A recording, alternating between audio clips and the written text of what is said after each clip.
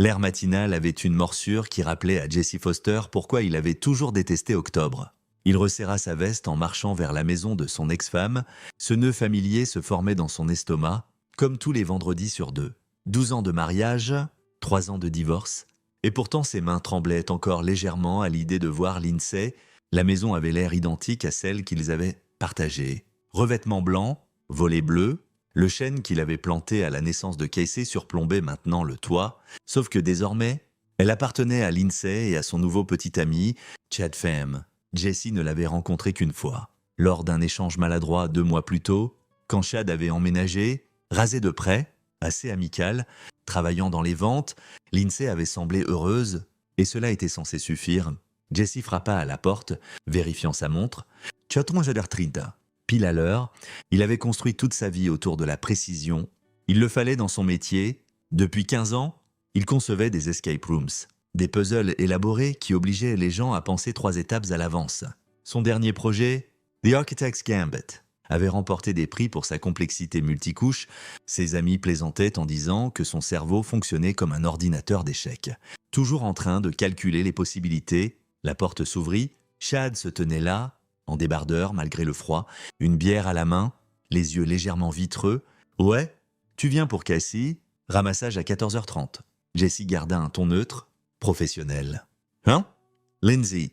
Chad cria par-dessus son épaule, sans bouger du seuil. « Le père du gosse est là ?» La mâchoire de Jesse se crispa à l'expression « père du gosse ?»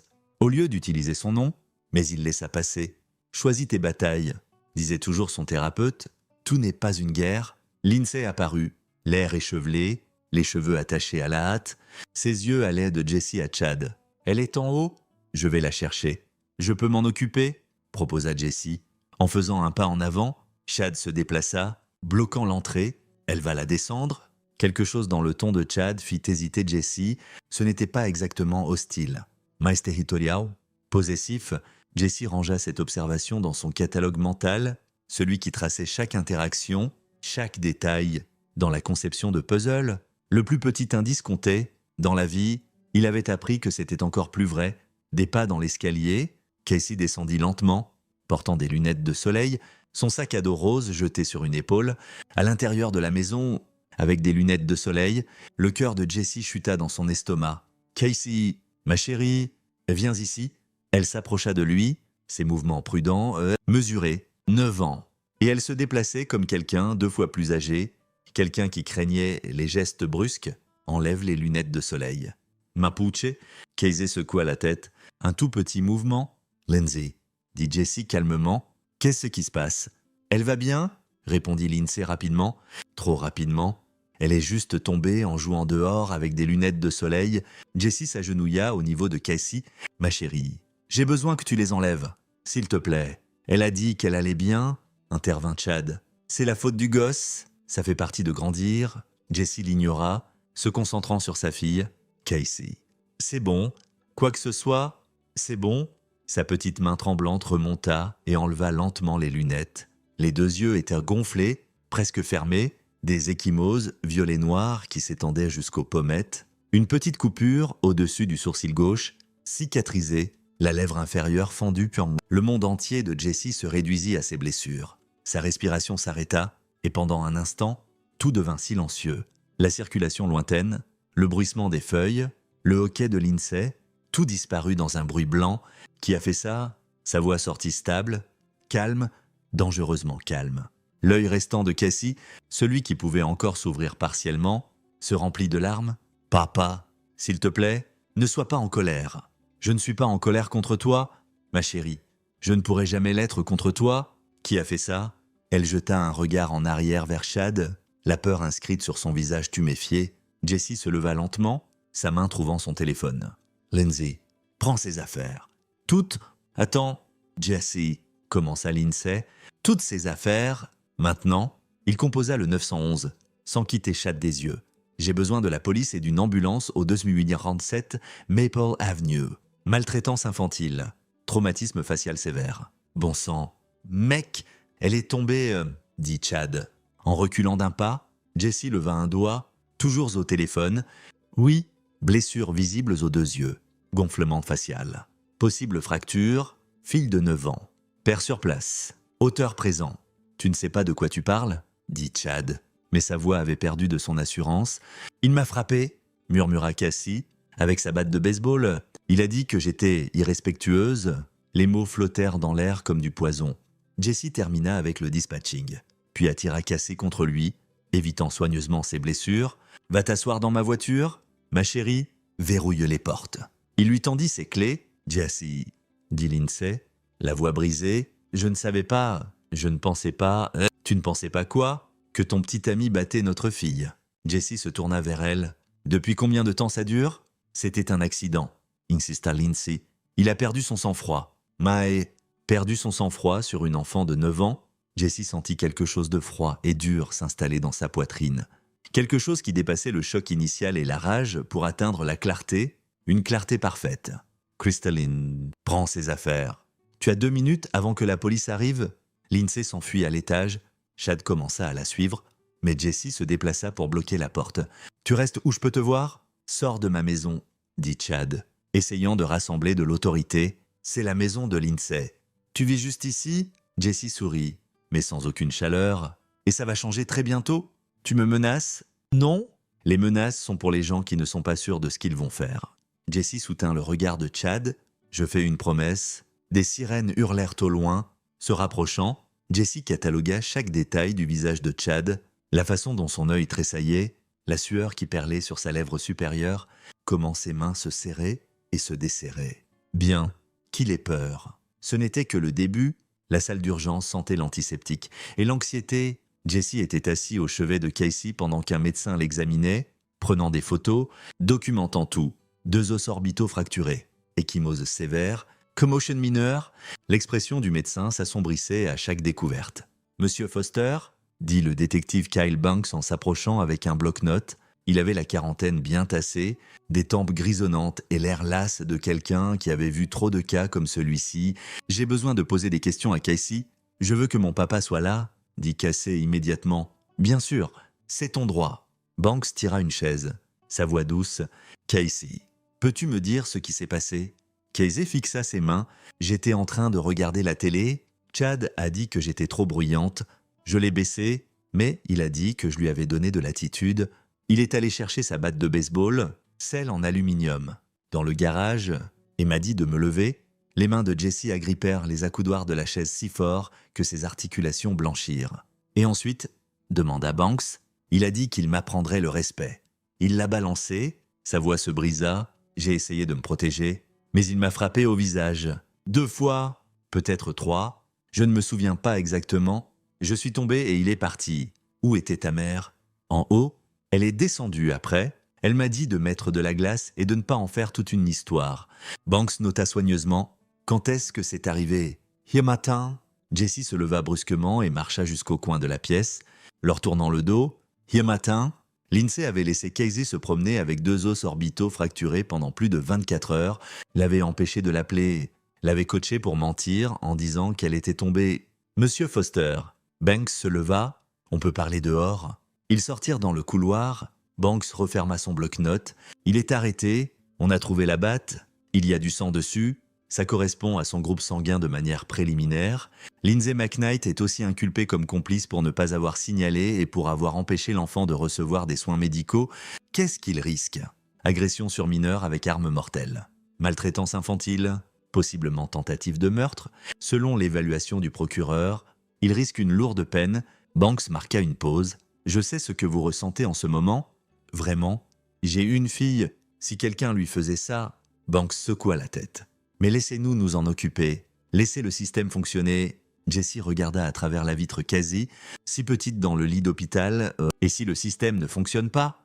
Alors, vous nous laissez quand même nous en occuper. Parce que si vous faites quelque chose de stupide, qui s'occupera de votre fille ? Jessie hocha lentement la tête, mais son esprit travaillait déjà, calculait déjà. Banks avait raison sur un point, Casey avait besoin de lui, ce qui signifiait qu'il devait être intelligent, très intelligent. 3 semaines passèrent, Jessie obtint la garde d'urgence, travaillant de chez lui pendant que Casey guérissait physiquement. Les blessures psychologiques prendraient plus de temps. Elle sursautait aux mouvements brusques, avait des cauchemars, refusait de dormir sans lumière. Chad avait été libéré sous caution. 46 000 euros que ses parents avaient réunis péniblement, il était sous ordonnance restrictive. Interdit de contacter Casey ou Lindsay, le procès était fixé à 4 mois. Jesse était assis dans son bureau à domicile, la porte entrebâillée pour entendre si Casey se réveillait. Étudiant le dossier que son avocat lui avait donné, Chad Pham, 32 ans, né à Sacramento, travaillant dans les ventes de dispositifs médicaux, gagnant bien sa vie. Sur le papier, il avait l'air normal, mais Jesse avait appris à regarder sous les surfaces. C'était ce qui le rendait bon dans ce qu'il faisait, voir les mécanismes cachés, les pièges secrets, les portes dissimulées. Il avait déjà commencé à constituer son propre dossier. Son téléphone vibra. Travis Mayo, son associé et ami le plus proche. « Comment va Casey ?» demanda Travis. « Mieux, elle parle plus. » La thérapeute dit qu'elle est résiliente. Jesse se frotta les yeux. « J'ai besoin d'une faveur. Dis-moi, j'ai besoin de tout ce que tu peux trouver sur Chad Pham. Pas juste les trucs de surface. Une enquête approfondie, où il a fait ses études. Ses relations passées, son historique professionnel, ses réseaux sociaux remontant à des années, tout. » Travis resta silencieux un moment. « Jesse, quoi que tu penses. Je pense que notre système judiciaire va me décevoir. Il va plaider pour une réduction, prétendre que c'était une perte de contrôle unique. Il s'en sortira probablement avec 2 à 5 ans, éligible à la libération conditionnelle en 18 mois s'il est un prisonnier modèle. » La voix de Jesse était froide. « Ce n'est pas assez. Ce n'est pas ton boulot non plus. C'est ma fille. C'est exactement mon boulot. Alors fais-le de la bonne façon. Déclaration d'impact sur la victime. Pousse pour la sentence maximale. Je prévois déjà ça, mais je veux savoir à qui j'ai affaire. » Jesse ouvrit la page Facebook de Chad sur son ordinateur. Il y a quelque chose de louche chez lui. La façon dont il a essayé de contrôler le récit immédiatement, comment Lindsay semblait préparée avec son histoire. Ce n'était pas sa première fois. Tu penses qu'il a déjà fait ça? Je sais qu'il l'a fait. Je le sens. Jesse cliqua sur des photos. Chad dans un bar. Chad à un match de football. Chad avec Lindsay. L'air heureuse. Tout soigneusement mis en scène. Les gens ne se réveillent pas un jour et battent un enfant avec une batte de baseball.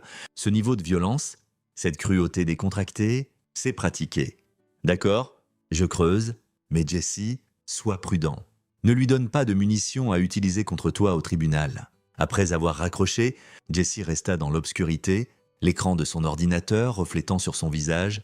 Il pensa aux escape rooms qu'il concevait. Comment les meilleurs donnaient aux joueurs l'illusion du contrôle tout en les guidant exactement où ils voulaient qu'ils aillent.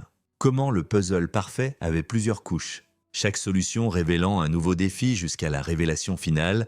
Chad Pham avait blessé sa fille. La loi le punirait, mais probablement pas assez. Pas de manière à s'assurer qu'il ne blesserait plus jamais un enfant. La spécialité de Jesse était de créer des scénarios inescapables avec une seule solution.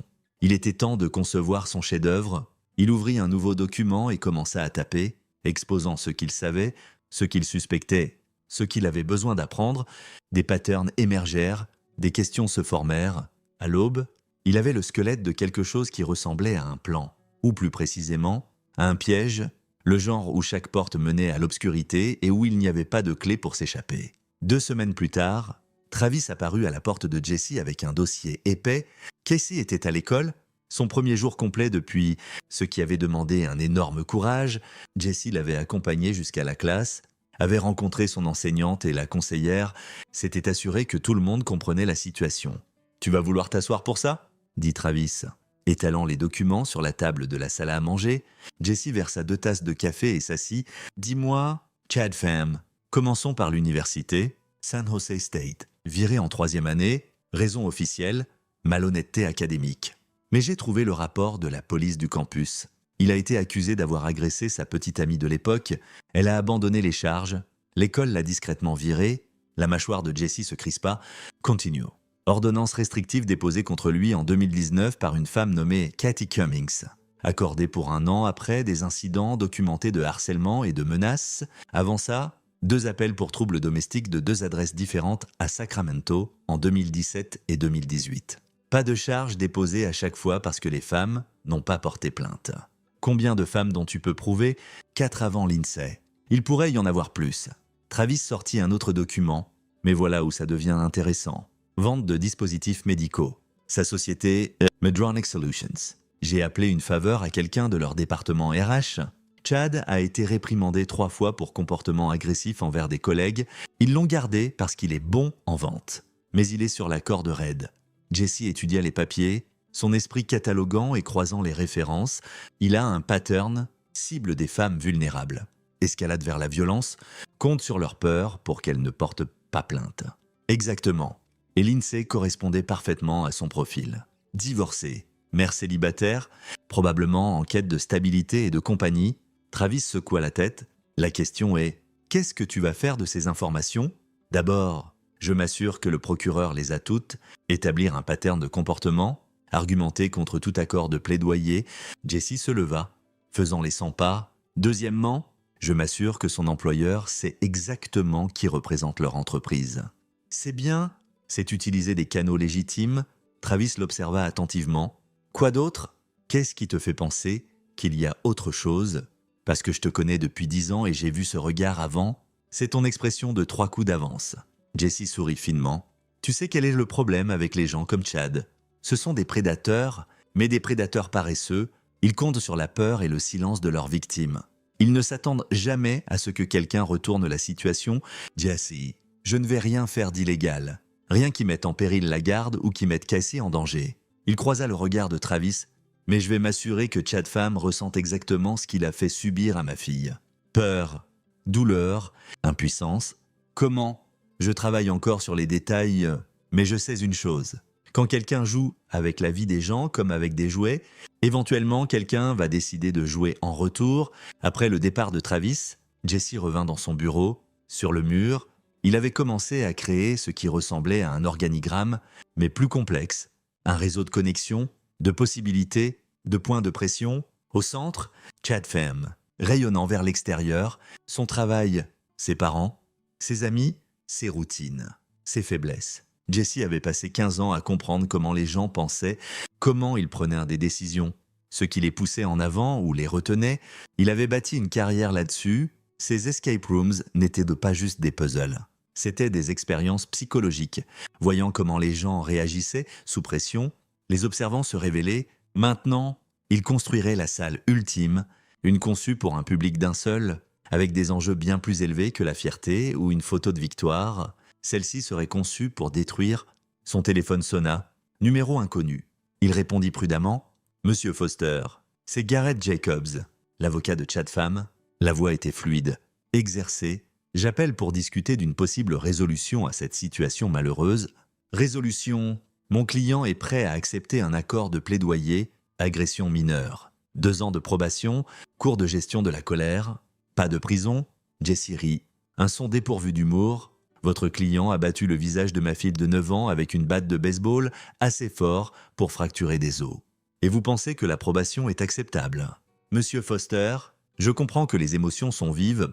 Mes émotions sont parfaitement sous contrôle. Dites à votre client que je le verrai au tribunal. Et Monsieur Jacobs, je lui conseille de prier pour que le jury soit plus indulgent que moi. » Il raccrocha avant que l'avocat puisse répondre.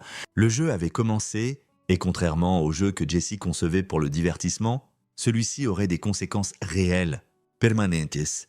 Chad Pham avait commis l'erreur de blesser quelqu'un que Jesse protégerait jusqu'à la mort. Maintenant, il apprendrait ce que signifiait être piégé dans un puzzle sans solution, où chaque choix menait à la ruine. Et l'architecte était quelqu'un qui ne pardonnait jamais et n'oubliait jamais. Jesse regarda la photo de Casey sur son bureau. Avant le passage à tabac, son sourire large et sincère, il retrouverait ce sourire et s'assurerait qu'elle n'ait plus jamais à craindre quelqu'un comme Chad. Quoi qu'il en coûte, l'audience préliminaire eut lieu un froid mardi matin.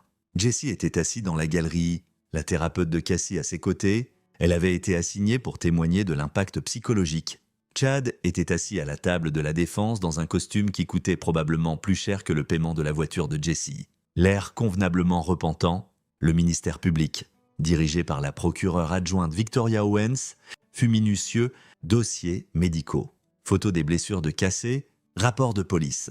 La défense essaya de le dépeindre comme un moment de mauvais jugement, du stress au travail, complètement hors caractère, puis l'avocat de Jesse, Frank Maguire, se leva pendant la partie sur l'impact sur la victime. « Votre honneur. Nous souhaitons présenter des preuves d'un pattern de comportement. » Frank exposa l'ordonnance restrictive précédente, le rapport de la police du campus.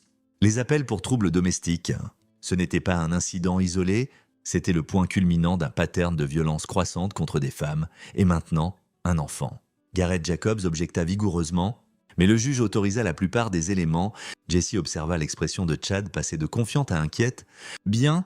Pendant la pause, Jessie sortit pour prendre l'air. C'est alors qu'il la vit, Katie Cummings, la femme de l'ordonnance restrictive.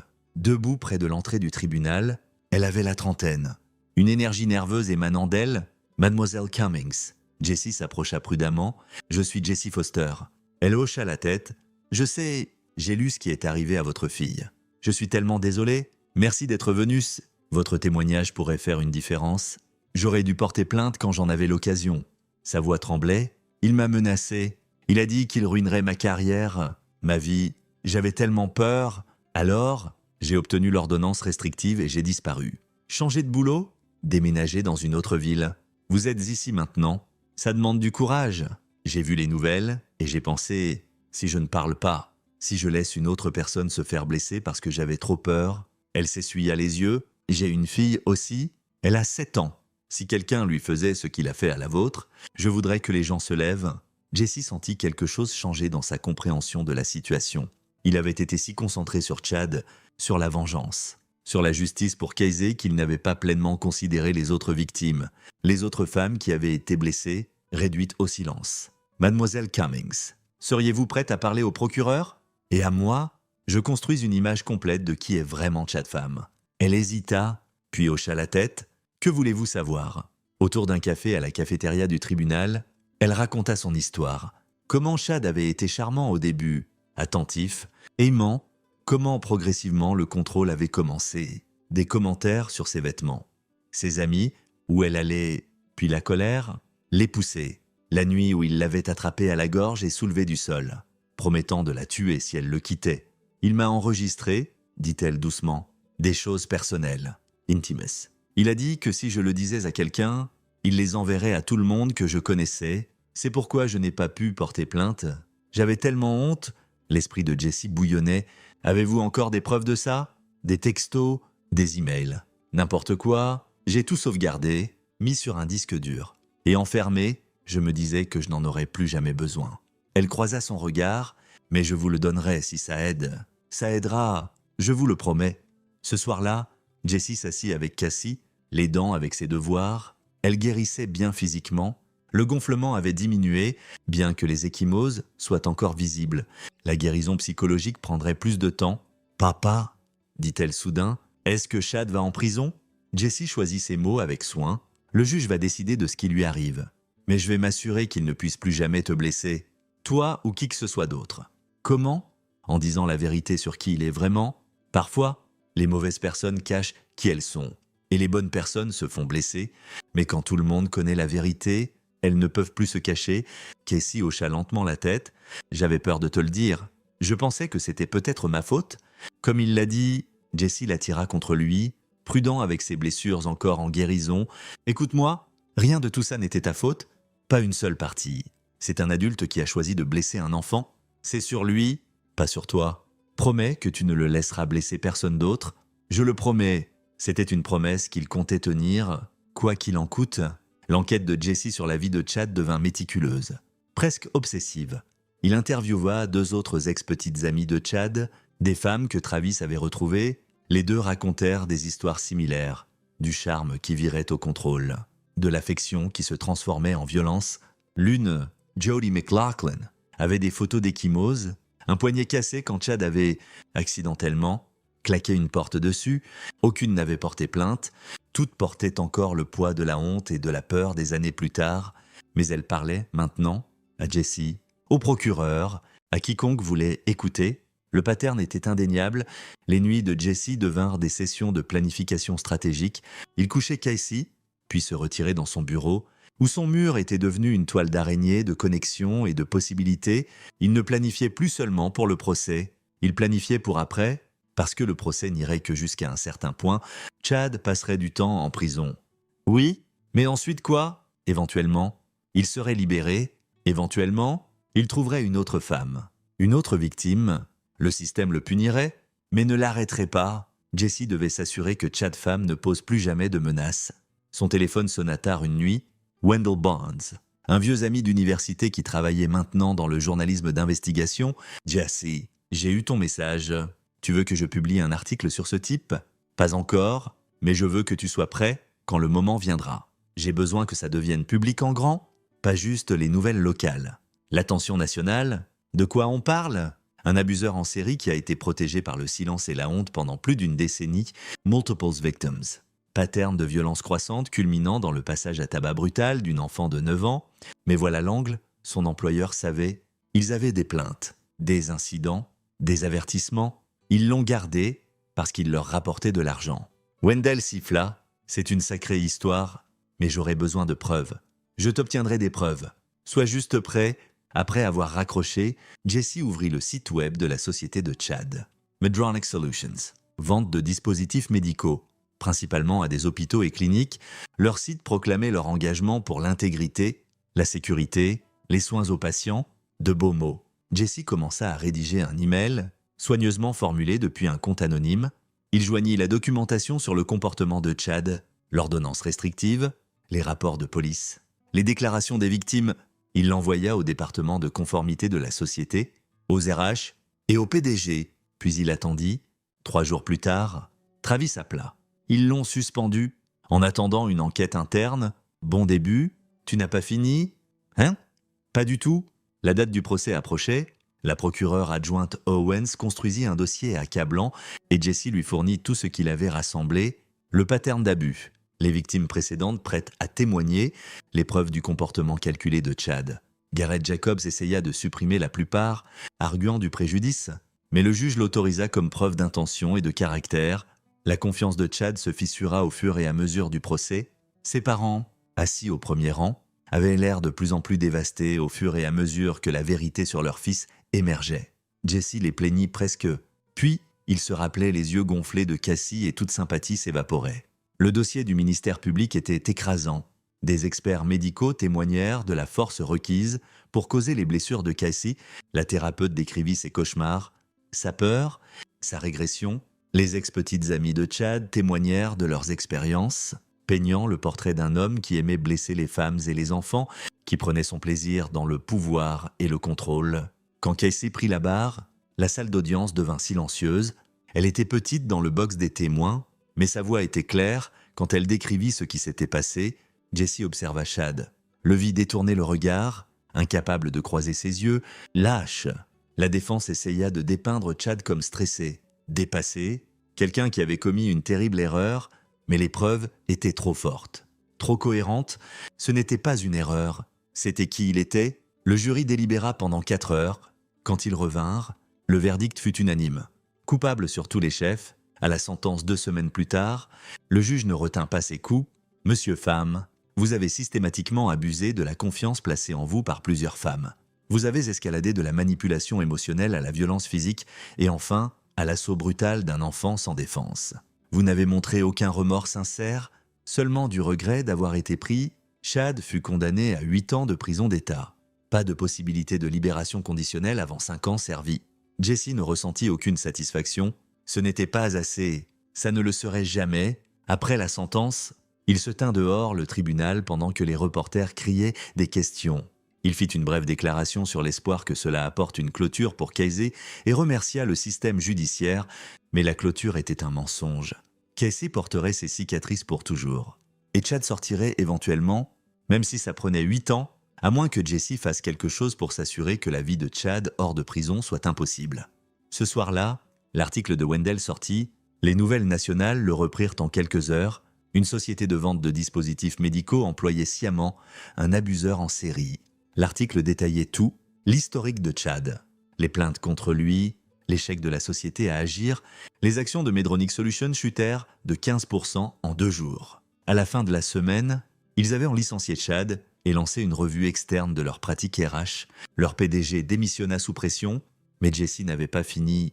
Il avait traqué les finances de Chad en utilisant des méthodes pas exactement légales mais hautement efficaces. Chad avait de l'argent, des économies, des investissements, les produits de la vente d'une propriété héritée, de l'argent qu'il utiliserait pour se reconstruire à sa sortie. Jesse avait d'autres plans pour cet argent.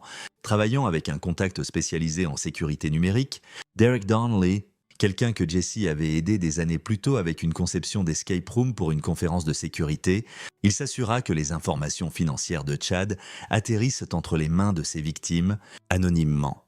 Bien sûr, dans le mois, 4 poursuites civiles furent déposées contre Chad, ses actifs furent gelés en attendant les jugements, ses parents, déjà dévastés, furent forcés d'engager des avocats pour protéger leurs propres finances, d'être entraînés dans les jugements, et Jesse avait un dernier coup en tête. La prison d'État où Chad était détenu n'était pas loin, environ 2 heures de route. Jesse fit le trajet un samedi matin, laissant Casey avec Travis et sa femme. Il n'avait dit à personne où il allait. Il avait demandé un passe-visiteur sous son vrai nom. Il voulait que Chad sache exactement qui venait. La salle des visites était déprimante, mobilier bon marché, lumière fluorescente. Odeur de nettoyant industriel, Chad fut amené en tenue orange de prisonnier, l'air plus mince, plus vieux. Quand il vit Jesse, son expression passa de la confusion à la colère. « Qu'est-ce que tu fous ici ?» Jesse s'assit en face de lui, séparé par une table, mais rien d'autre. Pas de barrière en verre, juste 2 hommes dans une pièce. « Je voulais te voir. Avoir une conversation, on n'a rien à se dire. Je pense que si… » Jesse s'adossa, décontracté. Comment la prison te traite ? Va te faire foutre. J'assume que tu as entendu parler des poursuites, des jugements civils, de ton entreprise qui t'a viré et qui est investiguée, de la couverture nationale qui fait de ton nom un synonyme d'abuseur d'enfants. La mâchoire de Chad se crispa. Mon avocat dit que c'est du harcèlement, que tu es derrière tout ça. Ton avocat a partiellement raison. J'ai fourni des informations aux parties appropriées. Je me suis assuré que les gens sachent qui tu es vraiment. Mais harcèlement, non. Ça s'appelle des conséquences. Je suis déjà en prison. Qu'est-ce que tu veux de plus ? Jesse sourit et ce n'était pas une expression aimable. Je veux que tu comprennes quelque chose. Tu as blessé ma fille. Tu as battu son visage avec une batte de baseball parce qu'elle t'énervait. Tu aurais pu la tuer. C'était une erreur. Arrête ! La voix de Jesse coupa comme un couteau. N'insulte pas nous deux avec ce mensonge. Tu es un prédateur. Tu l'es depuis des années. Tu as aimé la blesser comme tu as aimé blesser toutes ces femmes. Chad ne dit rien, mais quelque chose de sombre vacilla dans ses yeux. « Voilà ce qui va se passer », continua Jesse. « Tu vas purger ta peine, 5 ans minimum, peut-être 8 si tu merdes ici. Et quand tu sortiras, tu découvriras que j'ai systématiquement détruit chaque aspect de ta vie hors de ces murs. Tu ne peux pas, je l'ai déjà fait, ta réputation est ruinée, tes finances sont parties, ta carrière est finie, et je me suis assuré que chaque endroit où tu pourrais essayer de te reconstruire, chaque femme que tu pourrais essayer de manipuler, chaque opportunité que tu pourrais chercher, ils sauront tous exactement qui tu es. » Chad se pencha en avant, la haine brûlant dans son expression. « Tu te crois si intelligent ? Si juste ? Mais tu es comme moi. Tu es prêt à détruire quelqu'un pour ta propre satisfaction ? » ?»« Non, » dit Jesse calmement. « Je suis prêt à détruire quelqu'un pour protéger les autres d'être détruits. Il y a une différence ? Vraiment ? Ou est-ce que tu te dis ça pour pouvoir dormir la nuit ? » Jesse se leva. « Je dors parfaitement bien. Ma fille est en sécurité. Tes autres victimes obtiennent justice. Et toi, tu es exactement où tu dois être. Mais au cas où tu aurais des idées de rétribution quand tu sortiras d'y de venir après moi, ou Casey, ou qui que ce soit d'autre. » Il posa un dossier sur la table. Chad l'ouvrit. À l'intérieur, des photos, la maison de ses parents, le lieu de travail de sa sœur, ses amis, les endroits où ils allaient, leur routine. « Je sais tout sur ta vie ?» dit Jesse doucement. « Tout le monde que tu aimes, tous ceux qui pourraient encore se soucier de toi. Si quoi que ce soit m'arrive ou à ma famille, si tu nous regardes seulement de travers quand tu seras libéré, les informations que j'ai compilées seront relâchées aux autorités. Des informations sur d'autres incidents que tu pensais enterrer. Des choses qui ajouteraient des décennies à ta sentence. » C'était un bluff pour la plupart. Mais Chad ne le savait pas. « Tu es fou ? Non ? Je suis un père qui fera absolument n'importe quoi pour protéger son enfant. Souviens-t'en. » Jesse se tourna pour partir, puis s'arrêta. « Oh ! Et une chose de plus. Cette batte de baseball que tu as utilisée, celle couverte du sang de ma fille. Le ministère public l'a gardée comme preuve, mais ils en ont fini avec maintenant. J'ai demandé qu'elle me soit remise. Le visage de Chad pâlit. Je la garde dans mon garage, » continua Jesse. « Là où je peux la voir tous les jours. Et je pense à ce que tu as fait, et je me souviens que tu as pris ma miséricorde pour de la faiblesse. Ma patience pour de la passivité, c'était ton erreur. Tu me menaces ?» Jesse sourit. « Non, je tiens une promesse. La promesse que j'ai faite à Casey que tu ne blesserais plus jamais personne, je l'ai tenue jusqu'ici, n'est-ce pas? Ta vie est finie. Chad, tu ne l'as pas encore accepté. Il sortit, laissant Chad assis dans un silence stupéfait. Le trajet de retour sembla plus propre. Plus léger, Jesse avait dit ce qu'il avait besoin de dire, fait ce qu'il avait besoin de faire. Pas tout n'était légal, pas tout n'était gentil, mais c'était nécessaire. Quand il rentra, Casey était dans le salon, travaillant sur un puzzle, un vrai puzzle en pièces, pas une de ses conceptions d'escape room. Elle leva les yeux quand il entra et, pour la première fois en des mois, lui offrit un vrai sourire. « Papa, regarde, j'ai presque fini les pièces du bord. » Jessie s'assit à côté d'elle, aidant à assembler les pièces. « C'est super, ma chérie. Tu es vraiment bonne à ça? J'ai appris de toi. Tu dis toujours de chercher les patterns. C'est vrai? Les patterns te disent où les choses s'assemblent. » Ils travaillèrent dans un silence confortable un moment, puis Casey parla doucement. « Est-ce que tu as vraiment gardé sa batte de baseball ?» Jessie la regarda, surpris. « Tu as entendu ça? Travis m'a dit que tu étais allé le voir. » J'ai demandé pourquoi.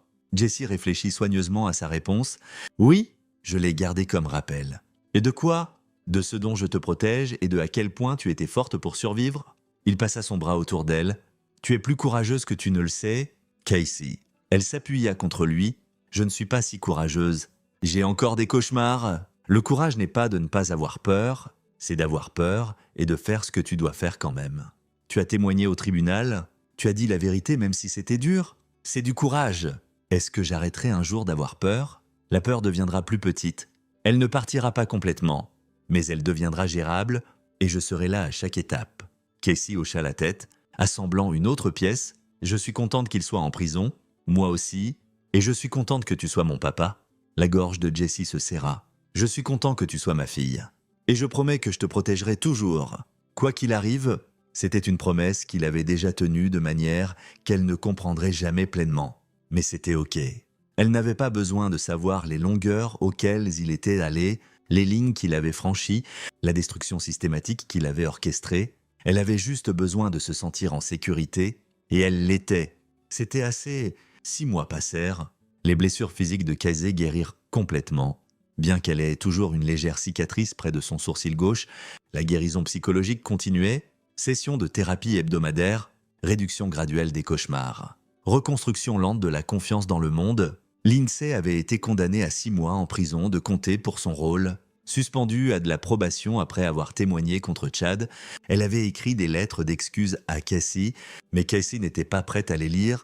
Peut-être un jour, Jessie les gardait dans une boîte au cas où Jessie revint au travail, concevant une nouvelle escape room appelée Justice Served. C'était sa conception la plus complexe à ce jour, avec une série de puzzles interconnectés où résoudre l'un révélait la vraie nature d'un autre. Les joueurs pensaient s'échapper d'un tribunal, mais le vrai but était de découvrir la vérité sur un système corrompu.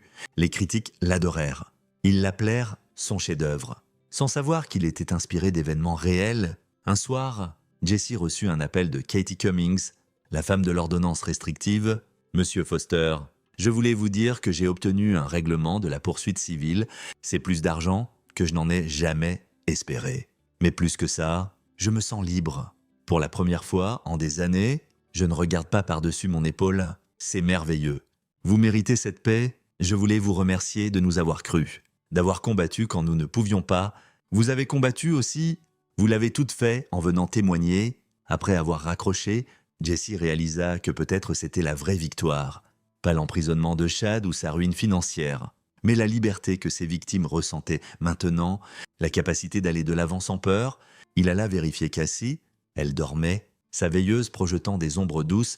Il ajusta sa couverture et resta là un moment, regardant sa respiration paisible. C'était pour ça qu'il avait tout fait. Ce moment de paix, cette sécurité, cet avenir. Le lendemain matin, Jessie reçut un email de Garrett Jacobs, l'avocat de Chad. Chad pétitionnait pour une libération anticipée après 2 ans purgés, citant bonne conduite et surpopulation. Jessie contacta immédiatement Victoria Owens, la procureure adjointe. « Quelles sont nos options? On se bat? Les victimes peuvent soumettre des déclarations s'opposant à la libération anticipée. Vu la sévérité du crime et son historique, la commission des libérations conditionnelles la refusera probablement. Mais il pourrait l'approuver. Il y a toujours une chance, c'est le système. Jessie raccrocha et fixa son écran d'ordinateur. 2 ans? Chad arguerait qu'il avait été réhabilité, qu'il avait pris des cours de gestion de la colère, qu'il méritait une seconde chance, mais Jessie savait mieux. Les gens comme Chad ne changeaient pas, ils devenaient juste meilleurs à se cacher. Il ouvrit le dossier qu'il maintenait, le dossier complet sur Chad Femme. Chaque incident, chaque victime, chaque drapeau rouge, il en avait donné la plupart aux autorités, mais en avait gardé certains assurance. Il était temps de les utiliser. Il contacta Wendell Barnes. « J'ai besoin que tu publies un article de suivi. Chad cherche une libération anticipée. Le public doit savoir. J'aurais besoin d'informations fraîches. Quelque chose qui le rende digne d'intérêt au-delà de juste un abuseur condamné cherchant la libération conditionnelle. » Jessie réfléchit un moment. « Et si je te disais qu'il y avait des incidents en prison, qu'il a été réprimandé pour comportement agressif envers d'autres détenus? C'est vrai? J'ai un contact dans le système pénitentiaire. Laisse-moi vérifier. » C'était vrai? Chad avait été réprimandé 2 fois. Une fois pour avoir menacé un autre détenu, une fois pour une altercation physique. Rien d'assez majeur pour affecter sa sentence, mais assez pour montrer un pattern continuant même derrière les barreaux. L'article de Wendell sorti 2 jours plus tard. Abuseur d'enfants condamné cherche libération anticipée malgré comportement violent continu. La réponse publique fut immédiate et écrasante. Des pétitions circulèrent, des groupes de défense des victimes se mobilisèrent. La commission des libérations conditionnelles reçut des milliers de commentaires s'opposant à la libération de Chad. Quand l'audience eut lieu, Jessie y assista. Ainsi que Katie, Jody et 2 autres victimes, elles donnèrent chacune des déclarations sur l'impact durable de l'abus de Chad, sur leur peur qu'il récidive. Casey, maintenant presque 10 ans, demanda à soumettre une déclaration écrite. Jessie l'aida à la composer. « Chad Femme m'a blessé très gravement. J'ai des cauchemars sur lui. J'ai peur qu'il blesse d'autres enfants comme moi s'il sort tôt. S'il vous plaît, ne le laissez pas sortir. S'il vous plaît, gardez-moi et les autres enfants en sécurité. » La commission délibéra moins d'1 heure. Refusé. Chad purgerait sa pleine sentence. Minimum 5 ans avec revue à ce point. Jessie se permit de ressentir du soulagement. 5 ans de sécurité, 5 ans pour que Casey grandisse plus forte. Guérisse, devienne la personne qu'elle était destinée à être sans peur. 3 ans après la sentence, Jessie et Casey se tenèrent dehors le bureau de sa nouvelle thérapeute. Elle avait gradué du programme pour enfants et passé à un spécialiste pour adolescents. À 12 ans, elle était plus grande, plus confiante, bien qu'elle porte encore le poids de ce qui s'était passé. « Est-ce que je dois continuer ?» demanda-t-elle. « Je vais mieux? Tu vas mieux? C'est pourquoi la thérapie marche. » Jessie serra son épaule. « Mais la guérison est un processus, pas une destination, et il n'y a pas de honte à obtenir de l'aide. » Elle hocha la tête. « Acceptant ça, on peut prendre une glace après? » « Absolument. » Pendant que Casey était en session, Jessie s'assit dans la salle d'attente, répondant à des emails. Son entreprise prospérait. 3 nouveaux emplacements d'escape rooms. Un contrat de consulting avec une société de divertissement. Un contrat de livre pour un guide de conception de puzzles. Il avait transformé sa période la plus sombre en carburant créatif, canalisant tout dans son travail. Son téléphone vibra. « Travis? Café? Besoin de parler ?» Ils se rencontrèrent à leur endroit habituel, un petit café en centre-ville. Travis glissa un dossier sur la table. « Qu'est-ce que c'est ?» demanda Jessie. « Les évaluations psychologiques de Chad en prison. Obtenues de mon contact. Je pensais que tu voudrais les voir. » Jessie ouvrit le dossier. Les notes du psychologue peignaient le portrait de quelqu'un qui avait appris quoi dire. Comment se présenter, mais n'avait pas réellement changé. Des phrases comme remords superficiels. Tendance manipulatrice et très narcissique continuait à apparaître tout du long. « Il joue le jeu ?» dit Jessie. « Exactement. Il a compris ce que la commission veut entendre. Et il va le livrer parfaitement dans 2 ans quand il sera éligible à nouveau. Donc, on prépare, on documente tout. On s'assure que la commission sait à qui elle a affaire, vraiment. Jessie, tu as déjà fait plus que quiconque pouvait espérer. Tu as détruit sa vie, assuré la justice pour les victimes, protégé Casey. À un certain point, tu dois lâcher prise. Quand Casey pourra dormir sans veilleuse, quand elle pourra entendre un bruit fort sans sursauter, quand elle pourra faire confiance aux gens sans se demander s'ils vont la blesser. » Jessie ferma le dossier. « Alors je lâcherai prise. » Travis soupira. « Tu sais ce qui m'inquiète? Que tu sois devenu si concentré sur Chad que tu manques la récupération réelle de Casey. Elle va bien? » Jessie, vraiment bien. Elle est au tableau d'honneur. Elle a des amis, elle fait du théâtre. Elle s'épanouit malgré ce qui s'est passé. Jessie leva les yeux. Surpris. Je sais ça. Vraiment, où es-tu si occupé à préparer la prochaine audience de libération conditionnelle de Chad que tu ne vois pas à quel point elle a progressé? Les mots frappèrent plus fort que Jessie ne s'y attendait. Travis avait-il raison? Son focus sur la prévention de dommages futurs l'avait-il aveuglé à la force présente de Casey? Ce soir-là, Jessie s'assit avec Casey pour dîner. Parle-moi de la pièce d'école.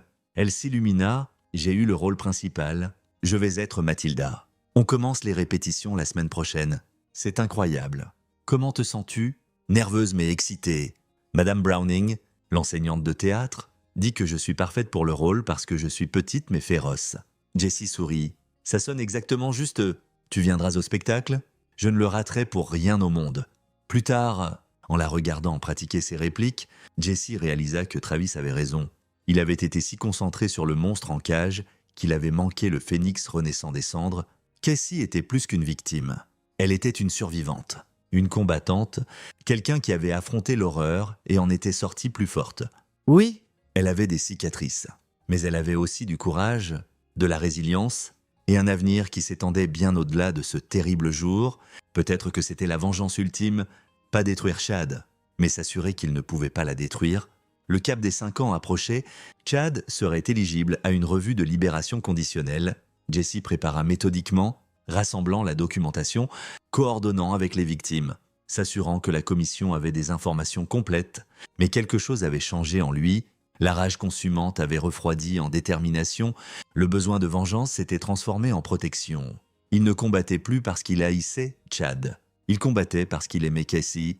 La différence comptait. L'audience de libération conditionnelle fut tendue. Chad avait l'air différent. Plus vieux, plus gris, portant des lunettes maintenant. Il avait clairement été coaché. Il parla de réhabilitation, de thérapie, de compréhension du mal qu'il avait causé. Il s'excusa, les yeux convenablement baissés. Jessie n'était pas dupe. Ni la commission, Monsieur Pham, dit le président de la commission. Vos mots sont convaincants, mais vos évaluations psychologiques suggèrent un pattern de dire ce qui est attendu plutôt qu'un changement sincère. De plus, nous avons reçu une documentation extensive sur votre comportement avant l'incarcération et pendant, qui indique un manque fondamental d'empathie et des tendances manipulatrices continuées. L'avocat de Chad objecta, arguant que tout le monde méritait une seconde chance. Monsieur Pham a eu plusieurs secondes chances, répondit le président. Chaque fois, il a récidivé avec une violence croissante. La responsabilité de cette commission est la sécurité publique. Nous ne sommes pas convaincus que Monsieur Pham ait démontré une réhabilitation sincère. Libération conditionnelle refusée. Revue dans 2 ans. Alors qu'il sortait, Chad croisa le regard de Jessie. Le masque glissa un instant, révélant la haine dessous, puis il revint, l'expression repentante, la tête baissée. Jessie ne ressentit rien d'autre que de la pitié. Chad passerait le reste de sa vie dans ce cycle, prétendant être réformé, se voyant refuser la libération, devenant plus en colère, répétant le processus. Il se piégeait lui-même plus efficacement que Jessie n'aurait jamais pu le faire. Dehors, Casey attendait avec la femme de Travis. Elle avait 14 ans maintenant, plus grande que Jessie ne se rappelait, au seuil de devenir une jeune femme. Elle vit son expression et sourit. Il ne sort pas. Pas aujourd'hui. Probablement pas pour longtemps. Bien. Elle passa son bras sous le sien. On peut rentrer. J'ai un test de géométrie demain et j'ai besoin de ton aide pour étudier. Alors qu'ils roulèrent vers la maison, Casey parla de l'école, de ses amis, de ses plans pour l'été, des préoccupations normales d'adolescente. Belles, banales, précieuses. Jessie réalisa qu'il avait préparé une bataille qui était déjà gagnée. Casey avait survécu, elle avait guéri, elle avait avancé, Chad était enfermé, sa vie essentiellement terminée, les victimes avaient trouvé une clôture, la justice avait été servie. Il était temps de lâcher prise. Pas de la vigilance. Il protégerait toujours Casey, serait toujours préparé, mais du besoin consumant de vengeance, du focus constant sur la destruction de Chad. Ce chapitre était clos. « Papa !» dit Casey. « Tu vas bien ?»« Ouais, ma chérie. »« Je vais bien ? Tu sembles différent, plus léger en quelque sorte. Peut-être que je le suis. » Il la regarda. « Tu sais quoi ? Je suis fier de toi d'avoir traversé ça, d'être forte, de devenir cette personne incroyable malgré tout. » Elle rougit. « J'ai eu de l'aide ? Tu étais toujours là. Et je le serai toujours. » Cette nuit-là, Jessie alla dans son garage et regarda la batte de baseball qu'il avait gardée, l'arme de Chad tachée du sang de Casey, préservée comme preuve puis remise à lui. Il l'avait gardée comme rappel, symbole de sa promesse. Mais Casey n'avait plus besoin de symboles. Elle avait besoin d'un père présent. Pas hanté, Jesse jeta la batte à la poubelle, puis il alla dans son bureau et démonte le mur de notes, les organigrammes, les connexions. Il avait documenté la vie de Chad pendant des années, traquant chaque détail, préparant chaque possibilité. Plus maintenant, il garda les fichiers essentiels, des choses qui pourraient être nécessaires pour de futures audiences de libération conditionnelle. Mais détruisit le reste. L'obsession était terminée. Dans le salon, Casey était roulée en boule sur le canapé, regardant un film. Jessie s'assit à côté d'elle, et elle s'appuya immédiatement contre lui, confortable et confiante d'une manière qui aurait semblé impossible 5 ans plus tôt. « Je t'aime, papa », dit-elle distraitement, concentrée sur l'écran. « Je t'aime aussi, ma chérie ». Et à cet instant, Jessie comprit ce que ressemblait vraiment la victoire. Ce n'était pas Chad pourrissant en prison ou sa vie détruite, ou les victimes obtenant des règlements. Ces choses comptaient, mais ce n'était pas la vraie victoire. La vraie victoire était ça, Casey guérissant, riante, vivant sans peur. La vraie victoire était sa confiance restaurée, son avenir ouvert, sa force reconnue. Chad avait essayé de la briser. Il avait échoué, c'était la seule vengeance qui comptait. 2 ans plus tard, Casey graduait du lycée comme major de promotion. Elle donna un discours sur la résilience, sur surmonter l'adversité, sur les gens qui vous soutiennent quand le monde semble sombre. Elle ne mentionna jamais Chad par son nom, mais tout le monde savait de quoi elle parlait. Jessie était assis dans l'audience, des larmes coulant sur son visage, regardant sa fille posséder son histoire. Elle avait transformé sa douleur en pouvoir, son traumatisme en triomphe. Après la cérémonie, ils prirent des photos. Casey Antoge toquait, souriant sincèrement. Jessie pensa à la fille aux yeux noirs et aux lunettes de soleil. À peine capable d'ouvrir les yeux, cette fille avait disparu. Cette jeune femme avait surgi de ses cendres. « Cornell m'a accepté », dit soudain Cassie. Bourse complète. Jessie la serra dans ses bras. « C'est incroyable. Je suis si fière de toi. Je veux étudier la psychologie. Aider les enfants qui ont traversé ce que j'ai traversé. » Elle recula, le regardant sérieusement. « Est-ce que c'est OK si j'utilise ce qui s'est passé pour aider les autres ?»« Casey, c'est plus qu'OK. C'est beau. » Elle sourit. « J'ai appris de toi. Tu sais, tu m'as montré que les mauvaises choses n'ont pas à te définir. Elles peuvent te raffiner. » Jessie ne put parler un moment. Submergée, « Tu vas faire des choses incroyables. On va faire des choses incroyables. » Corrigea-t-elle. « Tu ne te débarrasseras pas de moi juste parce que je vais à l'université. » Cette nuit-là, Jessie reçut un appel de Victoria Owens, la procureure adjointe qui avait poursuivi Chad. « Jessie, je voulais vous dire que Chad a déposé une autre pétition de libération conditionnelle. La commission l'a refusée sans audience. Basée sur ses évaluations psychologiques et des problèmes de comportement continués en prison, ils ont recommandé qu'il purge sa pleine sentence de 8 ans. Merci de me l'avoir dit. Aussi, il y a autre chose. La législature de l'État a passé une loi, la loi Cassie, il l'appelle.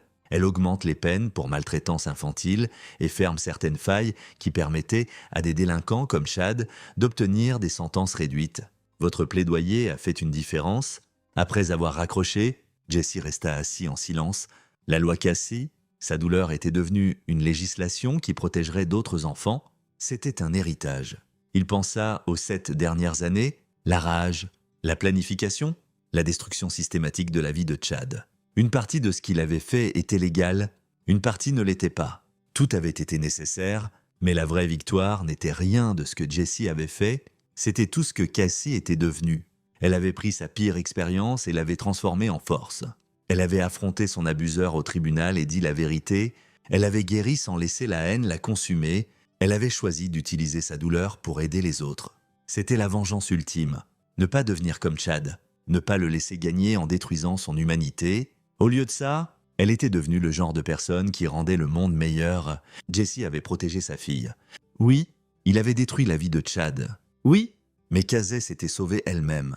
Et c'était parfait. 3 mois plus tard, Casey partit pour Cornell. Jessie l'aida à emménager dans son dortoir, rencontra sa colocataire, s'assura qu'elle avait tout ce dont elle avait besoin. Quand il fut temps de dire au revoir, elle le serra farouchement. « Merci, papa, pour tout. C'est toi qui as fait le dur travail. Je t'ai juste soutenu. Tu as fait plus que ça. Tu m'as montré que être fort ne signifie pas ne pas avoir peur. Ça signifie avoir peur et combattre quand même. » Alors que Jessie roulait vers la maison se sentant trop vide sans Casey, son téléphone sonna. Numéro inconnu. « Monsieur Foster, c'est l'établissement correctionnel d'État, il y a eu un incident impliquant Chatham. La poigne de Jesse se resserra sur le volant. Quel genre d'incident? Il a été impliqué dans une altercation avec un autre détenu. Il est à l'infirmerie avec des blessures sérieuses. Survivra-t-il? Oui, mais il va y rester un moment. Après avoir raccroché, Jesse ne ressentit rien. Pas de satisfaction, pas de vindication, pas de joie. La souffrance de Chad ne signifiait plus rien pour lui. L'homme était irrelevant. Ce qui comptait, c'était Casey s'épanouissant à Cornell. Ce qui comptait, c'était la loi nommée d'après elle. Protégeant d'autres enfants, ce qui comptait, c'était la vie qu'ils avaient reconstruite de la tragédie. Les mois passèrent. Casey appelait régulièrement, excitée par ses cours, ses amis, ses plans. Elle rejoignit un groupe de soutien pour survivants de traumatisme et envisageait de démarrer une organisation sur le campus axée sur la prévention de la maltraitance infantile. Puis vint l'appel que Jesse avait à moitié attendu pendant des années. « Monsieur Foster, c'est le directeur Jacobs de l'établissement correctionnel d'État. J'appelle au sujet de Chatham. Il a été trouvé mort dans sa cellule ce matin. Apparemment un suicide. » Jesse s'arrêta, traitant l'information. « Suicide. » Oui. Il était de plus en plus déprimé selon les gardes, s'était isolé, a laissé une note. Qu'est-ce qu'elle disait? Qu'il ne pouvait pas vivre avec ce qu'il avait fait, qu'il était désolé. Après la fin de l'appel, Jesse resta assis dans sa voiture, se sentant étrange, soulagement, vindication, vide et... Il pensa à appeler Casey, mais décida contre eux. Elle avançait, construisait un avenir. La mort de Chad était juste le point final à une phrase qu'elle avait déjà écrite. Au lieu de ça, Jesse appela chacune des victimes de Chad, celles avec qui il était resté en contact, Katie, Jody, les autres. Il leur dit ce qui s'était passé, leurs réactions variaient, soulagement, incrédulité, colère persistante. Mais elles partageaient toutes un sentiment, c'était enfin fini. Ce soir-là, Jesse s'assit dans son bureau à domicile, regardant le seul dossier qu'il avait gardé, la chronologie de tout ce qui s'était passé, 7 ans depuis ce jour d'octobre, où il avait récupéré Casey portant des lunettes de soleil, jusqu'à maintenant, 7 ans de peur, de rage, de planification et finalement de guérison. Il ferma le dossier et le rangea. Ce chapitre était terminé. Jesse pensa à ce que Casey avait dit à la graduation, que les mauvaises choses n'ont pas à te définir. Elles peuvent te raffiner. Elle en était la preuve vivante. Ainsi que les autres victimes qui étaient venues témoigner, qui avaient reconstruit leur vie. Et peut-être, à sa manière, lui aussi, il avait marché sur la ligne entre justice et vengeance, avait fait des choses dont il n'était pas fier, avait franchi des lignes qu'il ne pouvait pas défaire, mais il avait protégé sa fille et d'autres, comme elle. Il avait assuré que Chad ne puisse plus jamais blesser quiconque. Au final, c'était ce qui comptait. Son téléphone vibra. « Test du Casey. Papa, je viens d'avoir un A à mon examen de psycho du développement. La prof a dit que mon papier sur la récupération des traumatismes infantiles était le meilleur qu'elle avait lu depuis des années. Je pense postuler pour un poste de recherche le semestre prochain. Tu me manques ?» Jesse sourit, répondant « Si fier de toi, tu vas changer le monde ?» Et elle le ferait. Pas à cause de ce qui lui était arrivé, mais à cause de ce qu'elle avait choisi d'en faire. C'était la vraie fin de cette histoire. Pas la mort de Chad, pas son emprisonnement, pas sa vie détruite, mais le triomphe de Casey, sa transformation, son refus de laisser le traumatisme la définir. Jesse Foster s'était lancé pour protéger sa fille et détruire l'homme qui l'avait blessé. Il avait réussi les deux, mais dans le processus, il avait appris quelque chose de crucial. La meilleure vengeance n'est pas la destruction, c'est la transcendance. Casey avait transcendé son traumatisme. Elle avait pris la pire chose qui lui soit arrivée et l'avait utilisée comme carburant pour aider les autres. Elle avait transformé la douleur en but. Et Jesse, il avait appris qu'être un père signifiait plus que la protection. Ça signifiait enseigner la force, modéliser la résilience, montrer que tu pouvais affronter l'horreur et en sortir entier de l'autre côté. Chatham avait essayé de briser Casey Foster. Au lieu de ça, il l'avait forgé en quelqu'un d'inébranlable, quelqu'un qui passerait sa vie à assurer qu'aucun autre enfant ne souffre ce qu'elle avait souffert, quelqu'un qui transformait victime en victorieuse. C'était la justice, c'était la vengeance. C'était parfait. Et Jesse pouvait enfin se reposer, sachant que sa fille n'était pas juste en sécurité, mais s'épanouissant, pas juste survivant, mais vivant pleinement, pas juste guéri, mais aidant les autres à guérir. La guerre était finie. Ils avaient gagné, pas en détruisant leur ennemi, bien que ça soit arrivé, mais en refusant de laisser cet ennemi les détruire. Au final, c'était tout ce qui comptait. Jesse ferma son ordinateur portable, éteignit les lumières et alla se coucher. Pour la première fois en 7 ans, il dormit sans cauchemar, sans plan, sans le poids d'affaires inachevées. C'était fini et ils étaient allés libres. C'est ici que notre histoire se termine. Partagez vos pensées dans la section des commentaires. Merci pour votre temps. Si vous avez aimé cette histoire, abonnez-vous à cette chaîne, cliquez sur la vidéo que vous voyez à l'écran et je vous verrai